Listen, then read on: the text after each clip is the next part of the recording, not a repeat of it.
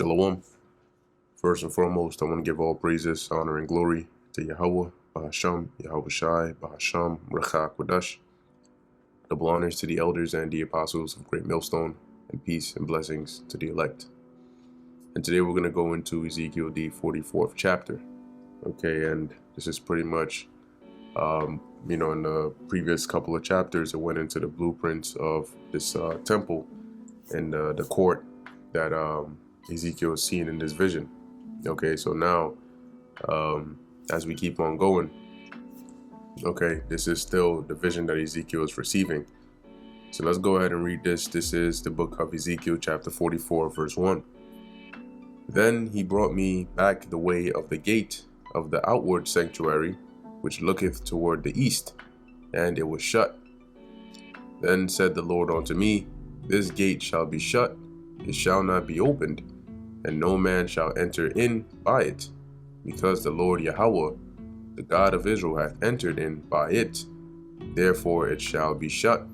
And you can go back and watch the previous videos to see just a somewhat of a depiction of where, based on the description given, these gates would have been, and when it says a gate, what does it actually look like, and so on and so forth. Verse 3, it is for the prince. The prince, he shall sit in it to eat bread before the Lord. He shall enter by the way of the porch of that gate, and shall go out by the way of the same.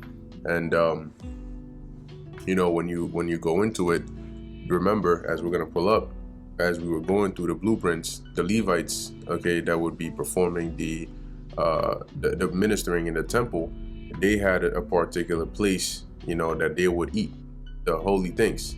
Okay, and in this case, the prince, the high priest, he would also have a place, okay, that he would, eat there. Okay, which even when you read in Daniel, the 11th chapter, it also refers to, I forget exactly what verse it is, but it refers to the prince of the covenant, okay, which was that high priest at the time, because, in Daniel 11, it talks about when Antiochus comes up and pretty much overtakes, the land of Israel, and, takes them all down, including the high priest at the time, which you can read about the history of that in the book of Maccabees. All right, but let's get this real quick. This is Ezekiel chapter 42, verse 43. Then said he unto me, The north chambers and the south chambers, which are before the separate place, they be holy chambers, where the priests that approach unto the Lord shall eat the most holy things.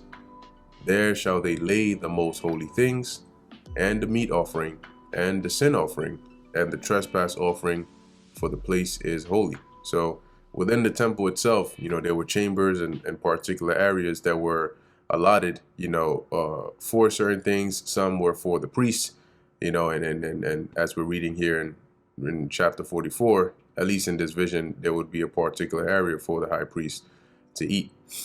Okay. Verse 4, Then brought he me the way of the north gate before the house. And I looked, and behold, the glory of the Lord Yahweh filled the house of the Lord, and I fell upon my face. And the Lord said unto me, Son of man, mark well, and behold with thine eyes, and hear with thine ears all that I say unto thee concerning all the ordinances of the house of the Lord Yahweh. So basically he's telling them, pay close attention, and all the laws thereof, and mark well the entering in of the house, with every going forth of the sanctuary. Okay, so everything the Lord was about to tell him and show him, he told him, pay close attention and store this in your memory. Verse 6, And thou shalt say to the rebellious, even the house of Israel, Thus saith the Lord Yahweh, O ye house of Israel, let it suffice you of all your abominations. All right, meaning you've what you've done is already enough. Call it a day, because there's no limit to the amount of wickedness and abominable acts that Israel would do. in that ye have brought into my sanctuary strangers, uncircumcised in heart and uncircumcised in flesh, to be in my sanctuary, to pollute it. Now, when you deal with the word strangers here in this verse in the Hebrew is nakar, or bun nakar, okay, which that word nakar, when you come across strangers in this nakar, in most cases is referring to the heathen, okay. But there's also other words for strangers. I believe gar is one of them, which refers to Israelites. Now, we also know that Israelites were, you know, as an Israelite man, really as a baby, you had to be circumcised, okay. So the level of wickedness got so bad, you know, like you had similar situations with Jeroboam, who kicked out the Levites and set up these base men to be the priests. Well, guess what? Now, with the level of wickedness that was going on here, you know, not only did they bring these strangers, these heathens, you know, into the sanctuary, okay, to pollute it, right? As it says, they were uncircumcised in heart and uncircumcised in flesh. Now, when you're uncircumcised in flesh, it means you're, you know, you're that was a covenant the Lord made with us, right? So it separates us. It makes us, it's a part of us being holy because it's one of the ordinances of the Lord. Well, similarly, if you're not circumcised in your mind, and in your mind, you're not separated unto the Lord, your mind is not towards the Lord, which is the case for these strangers. Now, even on top of that, had they just even been regular base Israelites, it's still bad, because the as we're going to read, the rites or the rituals that were to be performed when offering to the Lord in the sanctuary were exclusive to the priests, okay, and in particular the priest of a certain lineage, because the different lines, family lines, had different roles to play when it came to ministering in the temple. Okay, so let's keep on reading. It says, to pollute it, even my house, when ye offer my bread, the fat and the blood, and they have broken my covenant because of all your abominations. See, so that the offering of the bread, the fat, and the blood, that sacrifices, and that's supposed to be performed by the priests that were ordained to do so. Okay, but this goes to show you just how degenerate, you know, and wicked Israel became. Now, let me get actually a precept for this, because if you remember in the beginning chapters of Ezekiel, as we were reading it, the Lord took him in a vision to see what was going on over there in Jerusalem. Okay, and pretty much the same thing, right? This is Ezekiel chapter 8. I'm just going to read the 8th chapter is one example, but I'm just going to read some of the things that Ezekiel saw. Ezekiel chapter 8 verse 12, then said he unto me, so in this vision that Ezekiel is seeing, he's seeing what's going on in Jerusalem. Son of man, hast thou seen what the ancients of the house of Israel do in the dark? Every man in his chambers, or in the chambers of his imagery? For they say, the Lord Yahweh seeth us not. The Lord hath forsaken the earth. He said also unto me, turn thee yet again, and thou shalt see greater abominations that they do. Then he brought me to the door of the gate of the Lord's house, which is the temple, right? Which was toward the north. And behold, there sat women, weeping for Tammuz. Then said he unto me, hast thou seen this, O son of man? Turn thee yet again, and thou shalt see greater abominations than these. And he brought me into the inner court of the Lord's house, and behold, at the door of the temple of the Lord, between the porch and the altar, were about 25 men, just 25 men, with their backs toward the temple of the Lord, and their faces toward the east, and they worshipped the sun toward the east.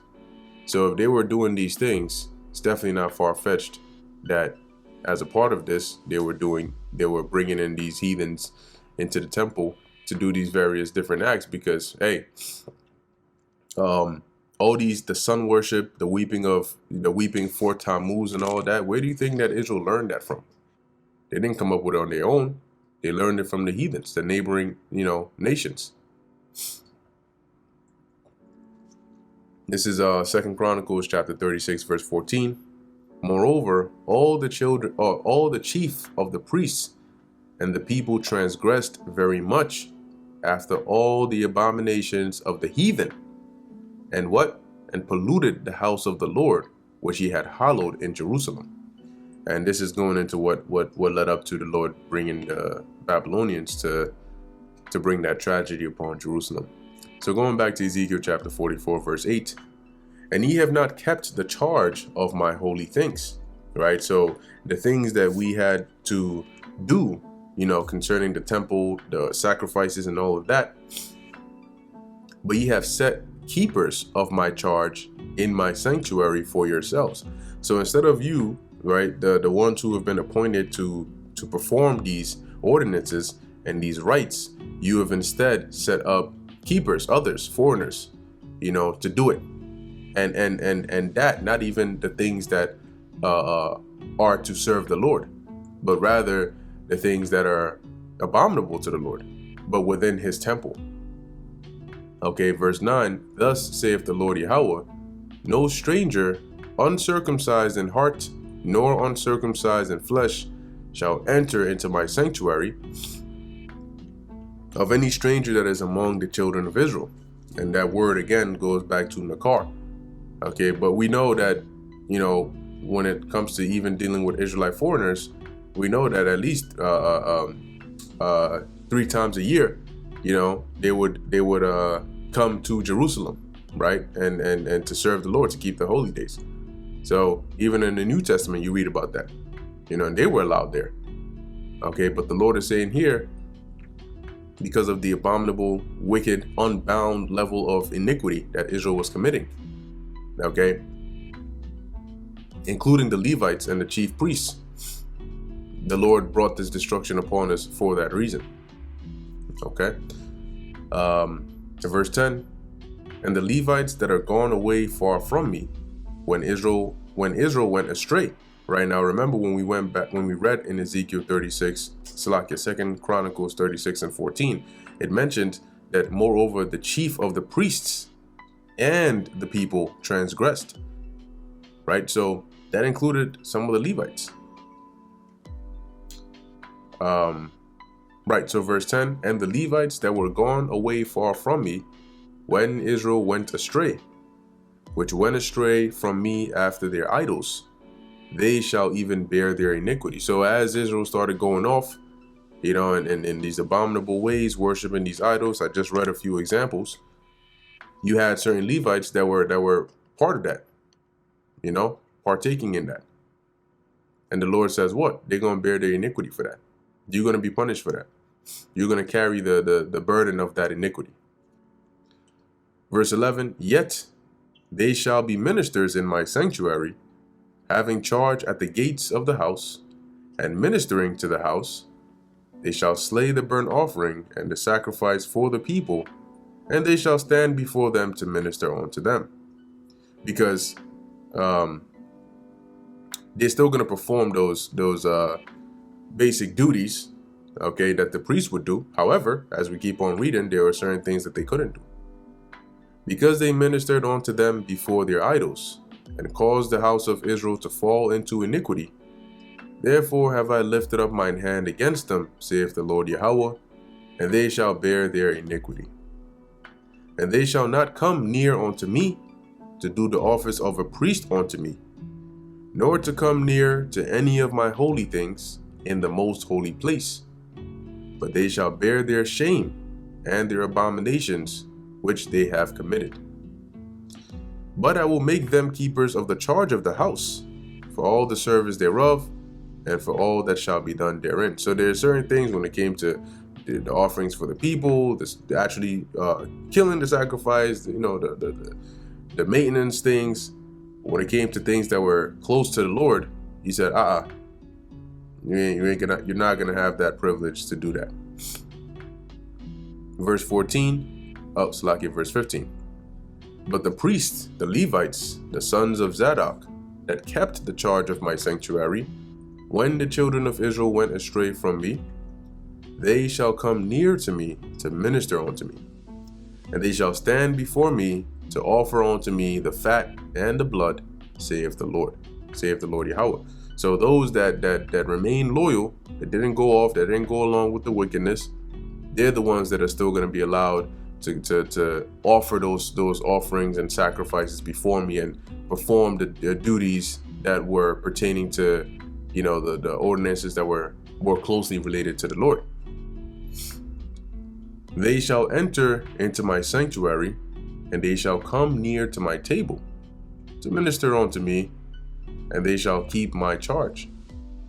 And it shall come to pass that when they enter in at the gates of the inner court, they shall be clothed with linen garments, and no wool shall come upon them, whilst they minister in the gates of the inner court and within.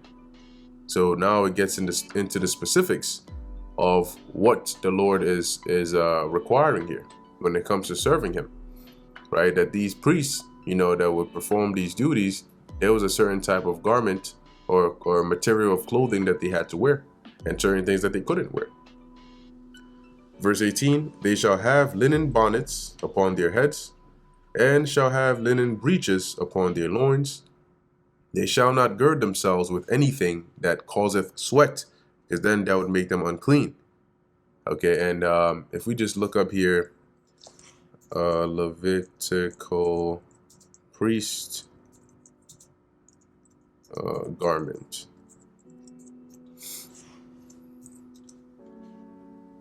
So you can see there are different images here, and once again, these are all just depictions, but you can sort of see, you can get a gist of the bonnet, right? The headpiece. You had the ephod, the linen garment, and all of that, the robes, all of those things, which they're described in, I believe, the book of Exodus or Leviticus, when the Lord was describing how the garment should be made for Aaron and his sons. Okay, but just for a visual. So going back to Ezekiel 44 and 19. So you couldn't sweat. You had to make sure you weren't wearing anything that was going to make you sweat. Verse 19, and when they go forth into the utter court, even into the utter court of the people, they shall put off their garments wherein they ministered, and lay them in the holy chambers. And they shall put on other garments, and they shall not sanctify the people with their garments. So there was a particular set of garments that they had to wear when ministering to the Lord, and a particular other set of garments they would wear when dealing with the people in the outer court. Neither shall they shave their heads, nor suffer their locks to grow long. They shall only poll their heads. So they couldn't, in terms of, hairstyles, they couldn't shave their heads, and they weren't supposed to have super crazy long hair. It was supposed to be right in the middle, polled. Okay, let me actually pull up that word, poll. It says here to cut, clip, trim. Okay, so you just trim it, not no baldness and none of that. Okay, so this is how they were to. This is the appearance they had to maintain. Verse 21, neither shall any priest drink wine when they enter into the inner court. So when they were in the inner court, doing whatever they had to do, they were not allowed to drink wine, which, it makes sense, right? Because you're you're ministering before the Lord. You need to be in the fullness of your mental capacity. Anyway, verse 22, neither shall they take for their wives a widow, nor her that is put away, but they shall take maidens of the seed of the house of Israel, or a widow that had a priest before. So in terms of wives or women they would deal with, if a widow is a woman whose husband is dead.